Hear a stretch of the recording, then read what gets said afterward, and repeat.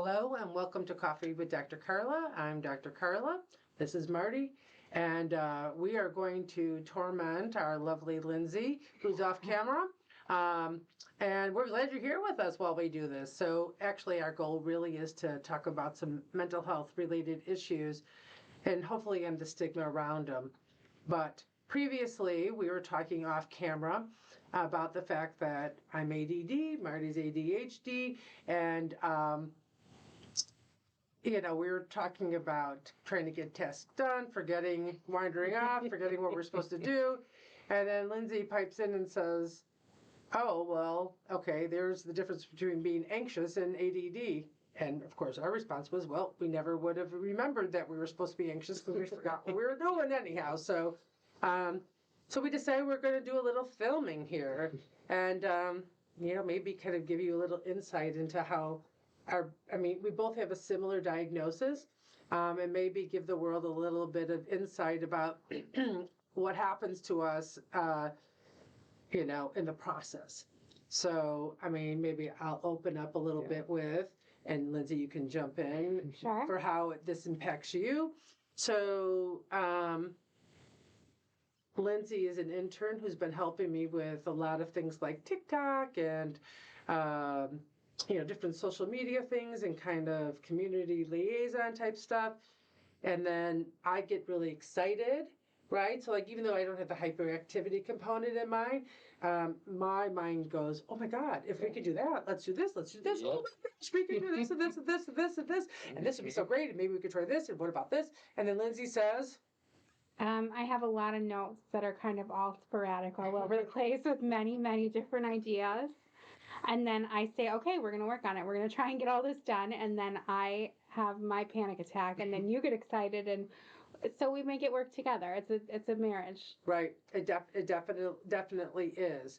We were also joking about the fact that it's in the evening, and so my meds are done, and we are taping this. Aren't we fun, right? So, the reality of it is, I'm sure many people can appreciate the fact that, oh, sure, that's, that happens to me, but this happens. It happens all day long, and it happens all the time, and sometimes it's better than others. So I don't know. Maybe you want to give your crazy example. Yeah. So it's interesting.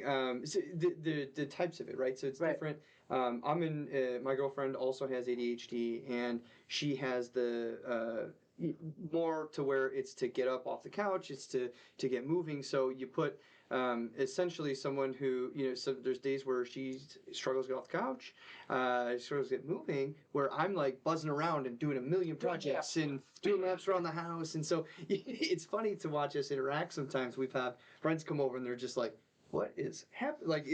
I wish I could record it sometimes of just the madness that'll go on, and where it gets interesting then, right? We'll start to feed off each other, kind of like we were just doing here, which is she'll be doing a project, then I'll be doing a project, then we'll switch the projects, and then there's 10 projects going, then we get anxious because none of the projects are done. Now we're hurrying to get it all done, and so then we're starting to do it, kind of half-assingly, and then we're kind of moving around and trying to figure it out, and so it all depends on time of day, how the vibe is going. Yep. But then there's that anxiety that kind of cripples in at some points, and you're like, what's going on here? Yeah. I have to say that frequently my daughter will say to me, you did take your meds. Like this is you on meds, right? And I'm like, yes. She's like, okay. Because the reality of it is, sometimes it's interesting. But what's interesting is that sometimes things are going along so well, that you think, well, are the meds really needed? That's when you get goofy, right? And so, because I don't always remember to do things, 5 days before I run out of my meds, I have to contact my psychiatrist and ask for my refill. And so sometimes I forget that it's to do it. And, of course, you can't call on the weekends and blah, blah, blah. Well, last month, I totally misjudged the call-in. They are super wonderful. So I called in on Monday and I said, I need a refill. They're like, great. They actually had it in by the end of the day. And that before I left work, they had filled it at the pharmacy. And then I forgot, because it was 8:30 at night and my meds were already done, I forgot to go to the pharmacy. Yeah.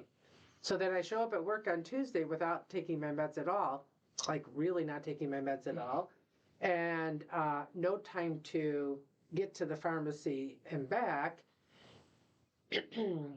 So I had my lunch, I ate something, I was going to try to do notes, couldn't concentrate on that. So I thought, oh, let me put together this filing cabinet. Yeah, I shouldn't have put the filing cabinet together. I mean, that night I called Eva and I said, when you come in tomorrow, can you please check to see if you could find the parts that I lost while I was putting it together? Yeah. She just, she's like, sure, no problem, right? So, now I know, never forget to take your meds, right? But it's just goofy stuff like that, right? Yeah. Yeah. And I know in previous things we talked about emotional regulation. For me, it's sensory overload. Mm-hmm.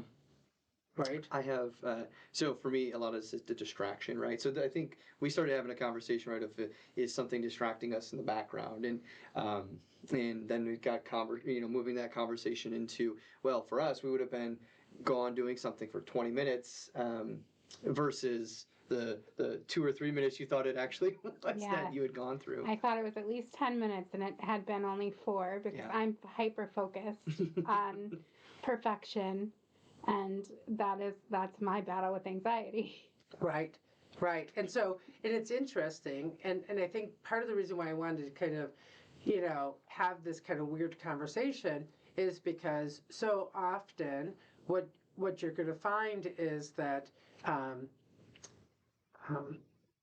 anxiety, ADD, ADHD, and a couple others get mixed up. Yes. And missed cues, and the diagnosis doesn't come out right. And then I know in previous ones we talked about this whole idea that, maybe it was anger management. But what I see a lot with younger kids, especially boys, when they can't regulate their emotions and they're doing kind of those outbursty things, the go-to diagnosis is, oh, you must be oppositional defiant disorder. And my response is, that's a lazy diagnosis, right? Like there are people who are truly ODD or oppositional defiant, but the reality of it is 99% of the time, if someone's being defiant, you need to dig deeper into why they're being defiant. And, with this component of emotional regulation being a part that most people don't even realize happens with ADD and ADHD, there's your answer. Right? And it's just, it's sad that gets missed. Yeah. Right? Yeah, and I've heard, again, I'm not in the profession, and so I've seen it with other friends in my group and people I know, and my favorite phrase is always well, everybody's a little ADD or a little ADHD, and I don't know if you eat it. I have, right, and if I was only a little, it would be great. That's it, and I think that is the key phrase there. If it was only part time or a short period of the time, but a lot of that then again, like you mentioned, right, there's other factors that play into it that you don't necessarily think of as the stigma, that's what it could be, because it isn't an easy way to say, it's not a yes or no, it's a, well, let's have the conversation, let's talk through it. Right, and it's interesting because you were, 26 when you were diagnosed. I was 55, almost 56 when I was diagnosed. And as a kid, I was diagnosed with a learning disability, and the honest to God truth is that my inattention prevented me from accessing the information correctly. I do have a learning disability. However, it was exasperated by the ADD that nobody knew I had. Right. So I know this was kind of a different way of doing things, but we just wanted to demonstrate how we kind of come at these things, and how somebody else like Lindsay, looks at us and, becomes more anxious than she wants to be, right? And so I think it's just important to understand how that all comes about, right? And those conversations are important to have. So, just something to think about. So remember, you can change your thoughts and discover your potential. and transform your life by focusing on your overall well-being. So until next time, continue working on being the best you possible. Bye.